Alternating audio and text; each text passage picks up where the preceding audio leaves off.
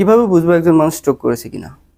তো মানুষ চিনতে না পারা, ভুলভাল বলা, মুখ বেঁকে যাওয়া বা মুখে কথা জড়িয়ে যাওয়া, এক পাশ বা উভয় পাশের হাত বা পা অবশ হয়ে আসা বা দুর্বল ফিল করা, হাত পা অতিরিক্ত কাঁপাকাঁপি করা, দাঁড়াতে না পারা বা পড়ে যাওয়া এবং চোখে দেখতে সমস্যা হওয়া বা চোখে দেখতে না পারা।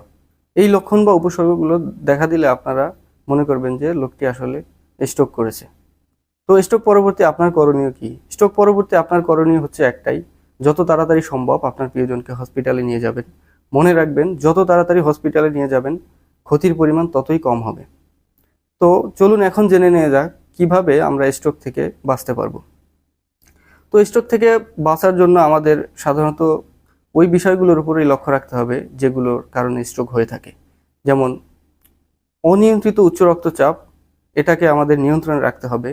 ডায়াবেটিসকে নিয়ন্ত্রণে রাখতে হবে। উচ্চ কোলেস্টেরল যাতে না হয় শরীরে, সেজন্য লক্ষ্য রাখতে হবে। কম চর্বিযুক্ত খাবার খেতে হবে।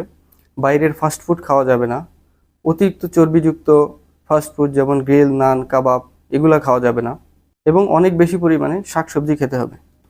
তাহলেই দেখা যাবে যে আমরা স্ট্রোক থেকে বাঁচতে পারবো। প্রিয় দর্শক, আজ আর নয়, এ পর্যন্তই। আবার দেখা হবে অন্য কোনো ভিডিওতে অন্য কোনো বিষয় নিয়ে। আসসালামু আলাইকুম।